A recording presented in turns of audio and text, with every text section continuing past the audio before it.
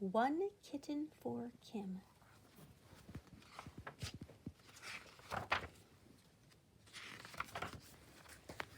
Kim had a cat named Geraldine and 7 kittens. One kitten was striped like a tiny tiger. One was round and soft and white as a snowball. 2 were black as the midnight sky, and 3 had black and white polka dots all over. Kim thought having 7 kittens was fun. Kim's mother and father did not agree.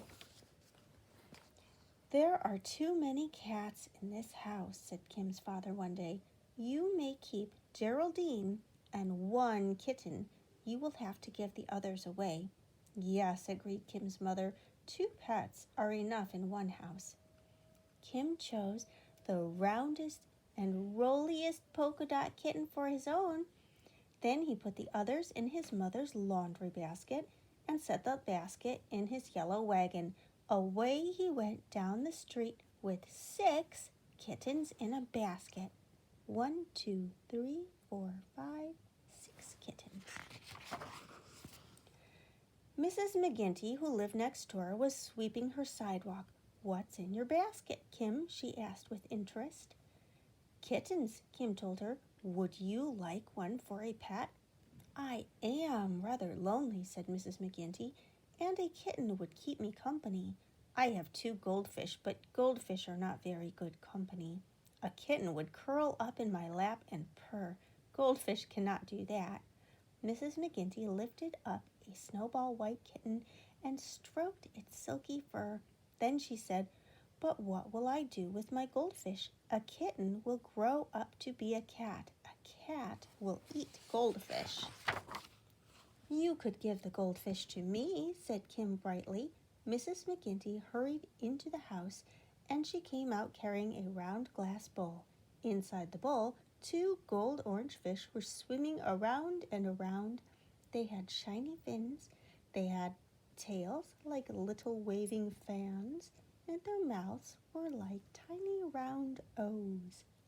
Kim thanked Mrs. McGinty.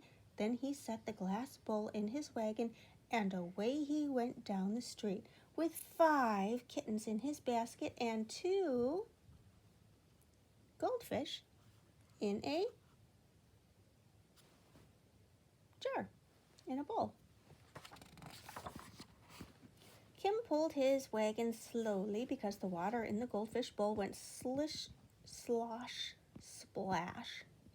He pulled his wagon quietly because he was coming to Miss Murphy's house. Miss Murphy did not like noise. She did not like rattly wagons or squeaky wheels or noisy children. Miss Murphy sat on her front porch quietly rocking. "Hello, Miss Murphy," said Kim politely. "I have kittens to give away. Nice, quiet ones," he added. "Did you say quiet kittens?" asked Miss Murphy with interest. "Let me see them." She peered into the basket. The kittens were curled into soft balls. They were making quiet purring sounds. "Wait here a minute, Kim," said Miss Murphy, hurrying up the steps to the door. She came out carrying a golden cage. Inside it sat a large green parrot, awking and squawking noisily. "This is Skipper," she explained. "My brother, who is a sea captain, brought him to me from far across the sea. Skipper is a very noisy bird. He chatters and he whistles and he sings the sailor's hornpipe. I simply cannot stand noisy pets. Would you trade one of your nice, quiet kittens for a nice, noisy parrot?" Kim was delighted.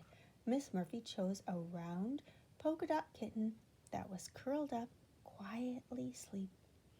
Kim took the awking, squawking parrot and set the cage carefully in the wagon.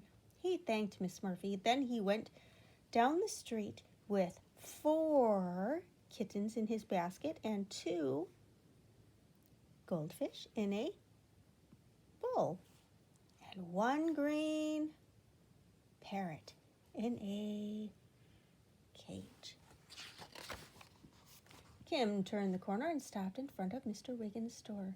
Mr. Wiggins was making bright pyramids of oranges and red apples on his fruit stand.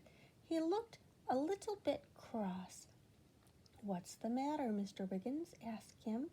"It's those pesky mice," exclaimed Mr. Wiggins. "They keep nibbling my fruits and cheeses." "What you need is a cat," said Kim. "I could give you a kitten. It will grow up to be a cat, and a cat will chase away the mice." Mr. Wiggins smiled. "I could use 2 kittens," he said. He picked up the 2 kittens as black as a midnight sky. Then he said, "Come with me, Kim. I have something to show you."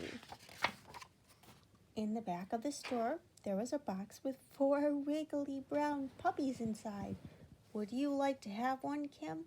asked Mr. Wiggins. "Sure, thanks," said Kim with a wide grin. He chose the puppy with the silkiest fur, the floppiest ears, and the droopiest tail. He put the puppy in a small box and set the box in his wagon, and away he went down the street with 2 kittens in his basket. 2 goldfish in a bowl.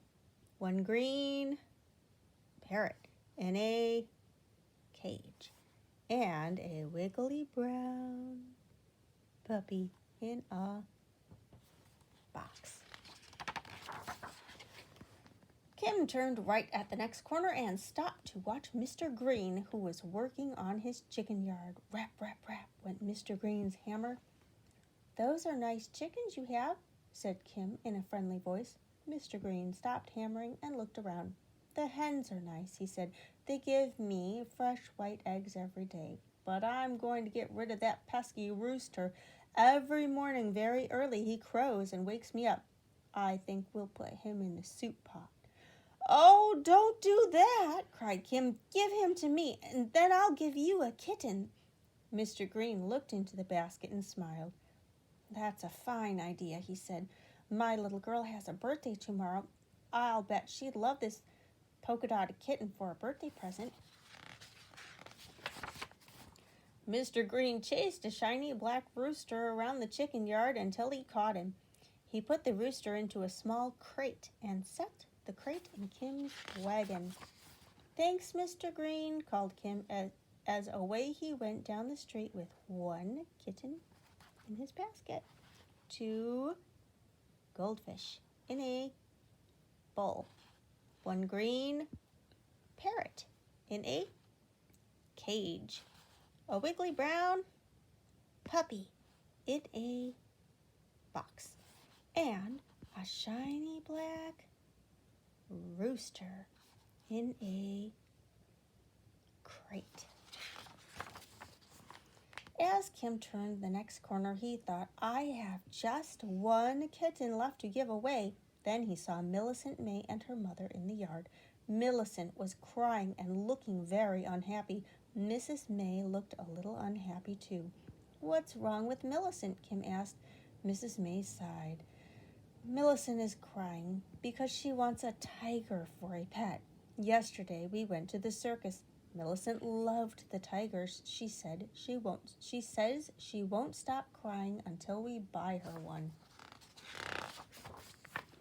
Kim had a bright idea. "I have a kitten that looks a little like a tiger. Maybe Millicent would like it."